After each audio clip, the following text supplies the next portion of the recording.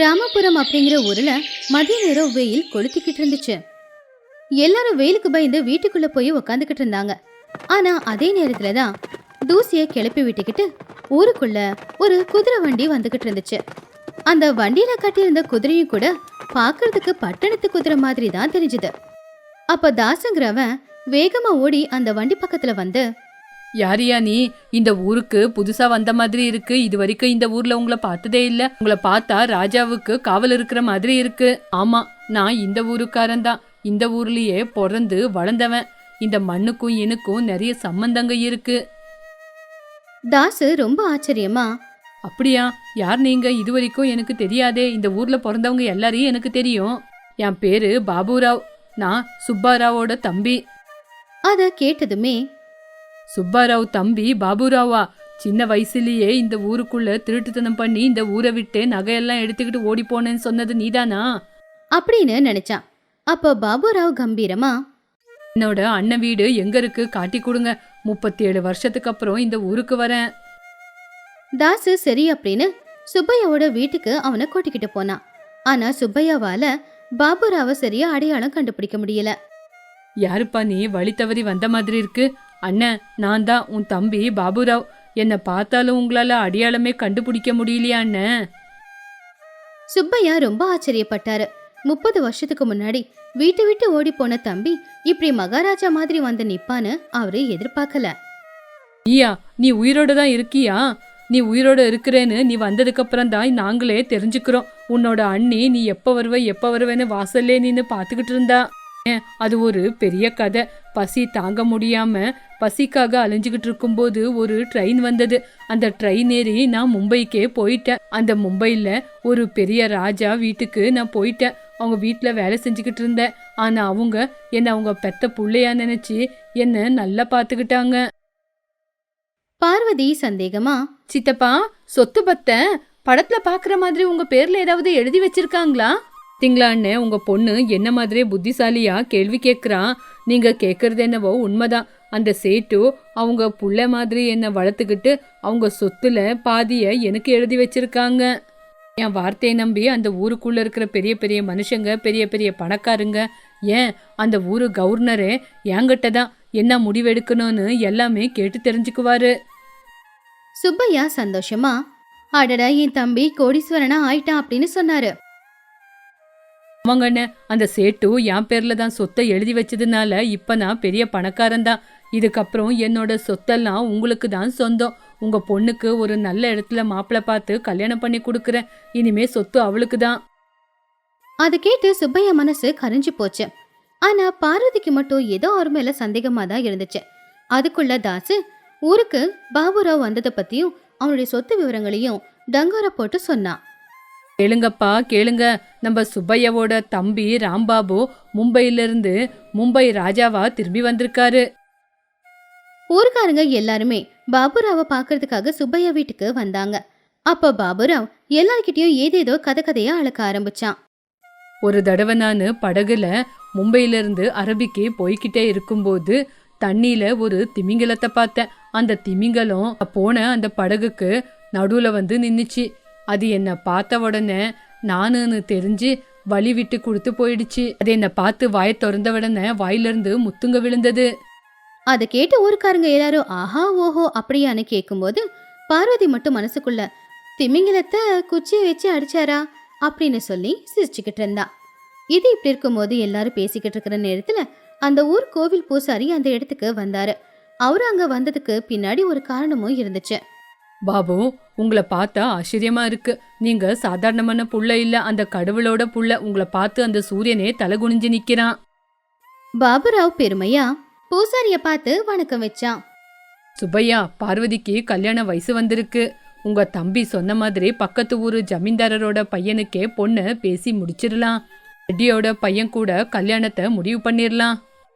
இந்த சம்பந்தம் மட்டும் ஓகே ஆயிடுச்சுன்னா நம்ம ஊருக்கு பெருமை சேர்ந்துரும். அது மட்டும் இல்ல, எனக்கும் நிறைய சம்பளமும் அதிகமாயிடும். அது நம்மளுக்கு ஏத்த சம்பந்தமா? அப்படியெல்லாம் சொல்லாதீங்க. நம்ம கையில துபாயில இருந்து வந்த பிரம்ம அஸ்திரமே இருக்கு. பூசாரி அந்த விஷயத்த பாபுராவ் காதுல சொன்னாரு. பூசாரி சொன்னது கேட்டு பாபுராவ் ரொம்பவும் சந்தோஷப்பட்டான். அண்ணன் பொண்ணுக்கு பெரிய சம்மந்தமா பார்த்து கட்டி வச்சா ஊர்ல என்னுடைய பெருமை ரொம்ப அதிகமாகும் அப்படின்னு நினைச்சான். என்ன புரோகிதரே, அந்த ரெட்டி என்ன அவ்வளோ பெரிய ஆளா? என்னோட ஸ்நேகிதங்க முன்னாடி அந்த ஆளு ஒண்ணுமே இல்லை. அங்க இப்பவே உங்க கூட நானும் அவங்க வீட்டுக்கு வரேன். ரெட்டி கிட்ட பேசலாம். என்னோட வார்த்தைக்கு மதிப்பு கொடுத்தா என் பொண்ணுக்கு அவங்க கூட கல்யாணத்தை பேசுறேன். அடுத்த நாள் காலையில பாபுராவ், சுப்பையா, பூசாரி இவங்க 3 பேரும் பக்கத்து ஊரு ஜமீன்தாருடைய வீட்டுக்கு போனாங்க.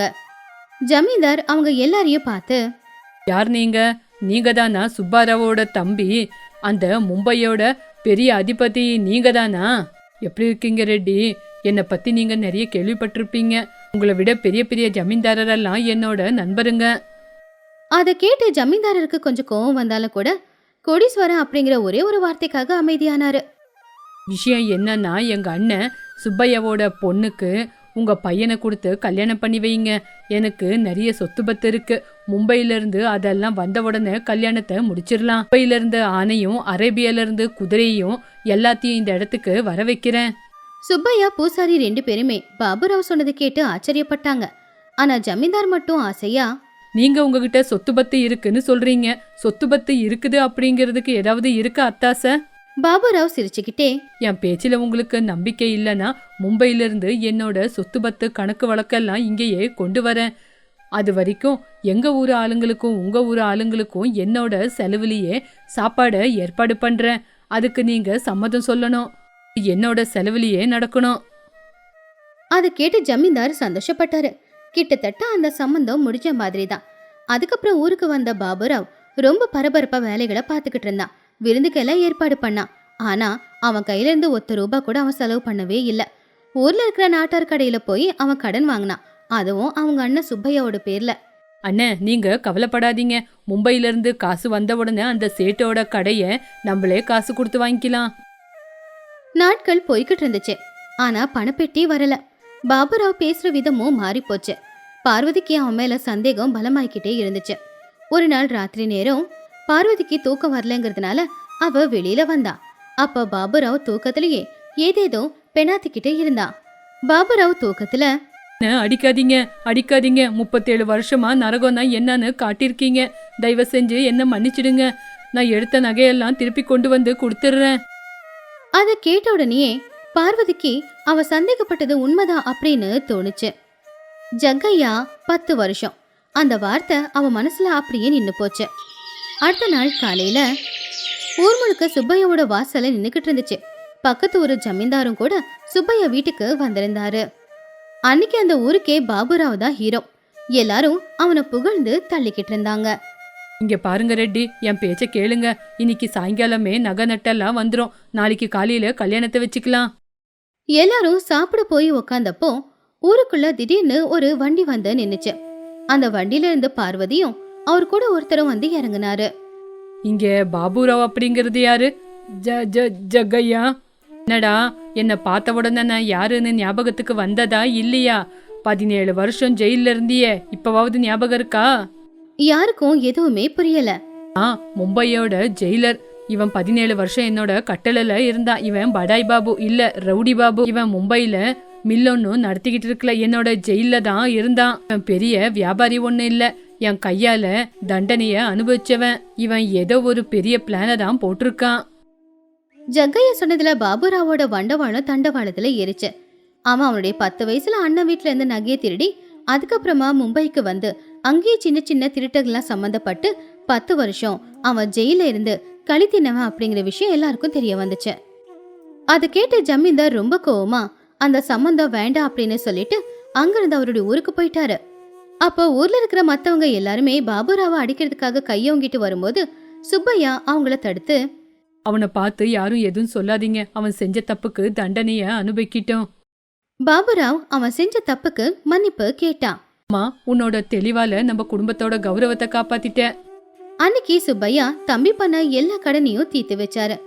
அதுக்கப்புறம் அவருடைய தம்பி கிட்ட போய், உனக்கு 2 வழிதான் இருக்கு. ஒன்னு, இந்த ஊரை விட்டு இங்கிருந்து கிளம்பி போயிடணும். இல்லனா நீ செஞ்ச தப்புக்கு இந்த மண்ணிலேயே கஷ்டப்பட்டு உன்னோட தப்ப உணரணும். பாபுராவ் அவமானப்பட்டு அவங்க அண்ணன் சொன்ன 2வது வழிய தேர்ந்தெடுத்தான்.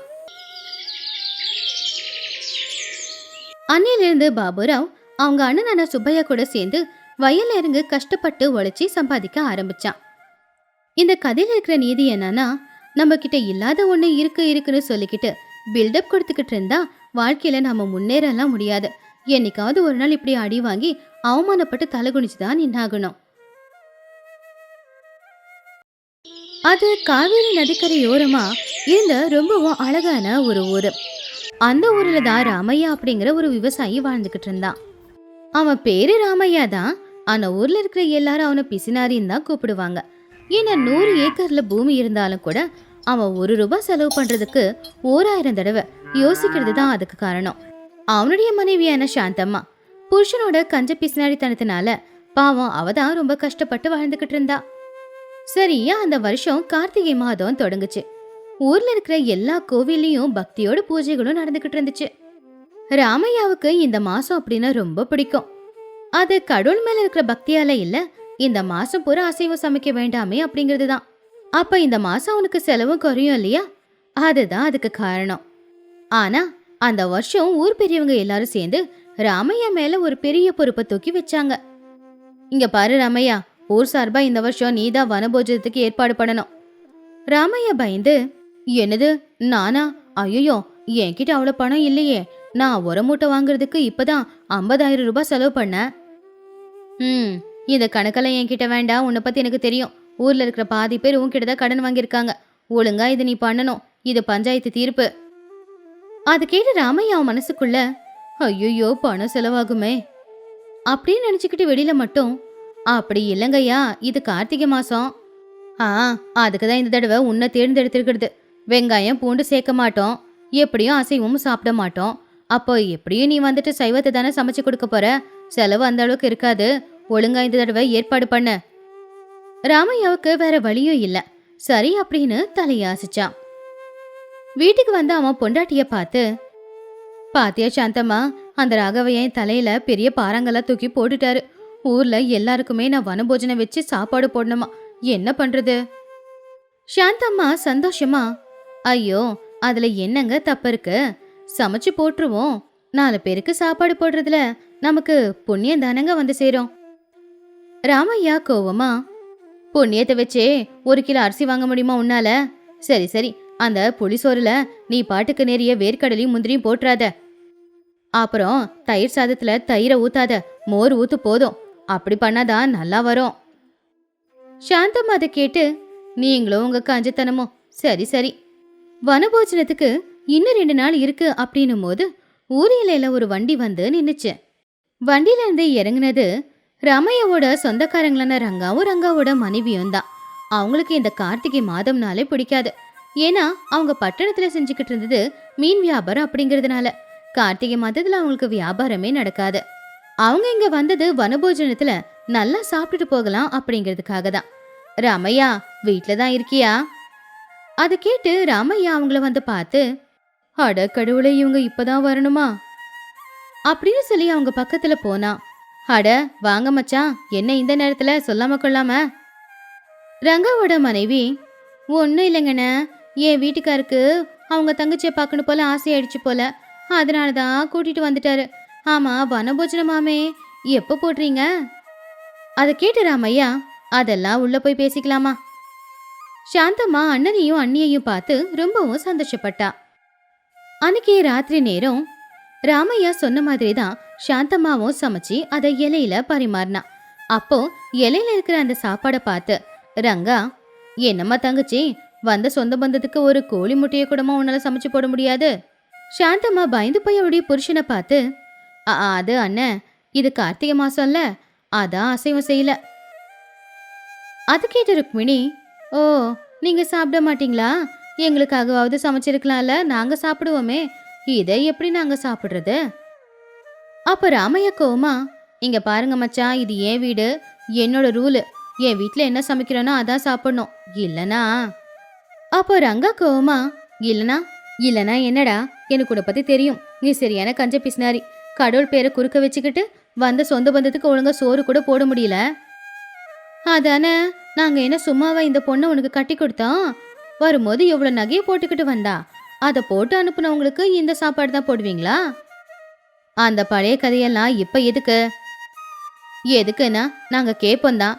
நாளைக்கு வனபோஜனத்துலயும் இதே சாப்பாடு தானா? அது கடவுளுக்கு படைக்கிறது, அங்கேயும் சைவந்தான். சரி, அங்க அது சாப்பிட்டுக்கிறோம். ஆனா இன்னைக்கு ராத்திரி கதை என்ன? எனக்கு குளிருக்கு சூடா கோழி குழம்பு வேணும். அது இல்லைன்னா நான் சாப்பிடவே மாட்டேன். என் வீட்டுல இப்ப கோழி குழம்பெல்லாம் சமைக்க முடியாது. அப்படின்னா வெளியில இருந்து வாங்கிட்டு வா. ராமையா கோவமா, வெளியில இருந்து வாங்கிட்டு வர்றதுக்கு பணம் என்ன மரத்திலே காய்க்குது? இங்க பாரு ராமையா, மரியாதையா எனக்கு கேட்டதை வாங்கி கொடுத்துரு. இல்லைன்னா நாளைக்கு பஞ்சாயத்தை கூட்டி நீ யாரும் கஞ்சத்தனம் என்ன, சொந்த பந்தத்தை எப்படி கவனிச்சுக்கிட்ட அப்படின்னு சொல்லி மானத்தை வாங்கிடுவேன். அதை கேட்ட ராமையா யோசிக்க ஆரம்பிச்சான். வனபோஜனத்துக்கு முன்னாடி ஊர்ல பஞ்சாயத்து கூட்டினா மான மரியாதை எல்லாம் போயிடும். ஆனா அதுக்குன்னு போய் கடையில இருந்து கோழி குழம்பு வாங்கிட்டு வந்தா அதுக்கு 50 ரூபாய் செலவு பண்ணணுமே அப்படின்னு அவன் யோசிச்சுக்கிட்டு என்ன பண்றதுன்னு தெரியாம முழிக்கும் போது புருஷனுடைய கஷ்டத்தை சாந்தம்மா கவனிச்சா. உடனே சாந்தம்மா புருஷனை வெளியில கூட்டிக்கிட்டு போய், ஏங்க தேவையில்லாத சண்டை வேண்டாம், அவங்க நம்ம சொந்தக்காரங்க, அவங்கள எப்படி சமாளிக்கிறதுன்னு எனக்கு தெரியும், நீங்க கவலைப்படாதீங்க. ராமையா கோவமா, என்ன பண்ண போற? அவங்க கோழி குழம்பு கேக்குறாங்க, கார்த்திகை மாதத்துல கோழி குழம்பு கிடைக்காதே. சாந்தம்மா சிரிச்சுக்கிட்டே, அவங்களுக்கு தேவையானது கோழி குழம்பு சுவைதான். நீங்க ஒண்ணு பண்ணுங்க, நம்ம காட்டை தாண்டி ஆத்தங்கரை ஓரமா கருணக்கிழங்கு இருக்குல்ல, அதுல ஒண்ணு தோண்டி எடுத்துட்டு வாங்க, நான் அதை வச்சே சமைச்சு கொடுத்துக்கிறேன். ராமையா ஆச்சரியமா, கருணக்கிழங்கு வச்சு கறி குழம்பா? சாந்தம்மா சிரிச்சுக்கிட்டே, அத நான் செஞ்சு கொடுக்கறேன். கொண்டு வர வேண்டியது உங்க கடமை, செஞ்சு கொடுக்க வேண்டியது என்னோட கடமை. ராமையாவுக்கு பொண்டாட்டி சொல்றது புரியலனாலும் 50 ரூபாவை மிச்சம் பிடிக்கிறதுக்காக சரி அப்படின்னு சொன்னான். சாந்தம்மா எடுத்துட்டு வர சொன்ன கருணக்கிழங்கையும் எடுத்துக்கிட்டு வந்தான்.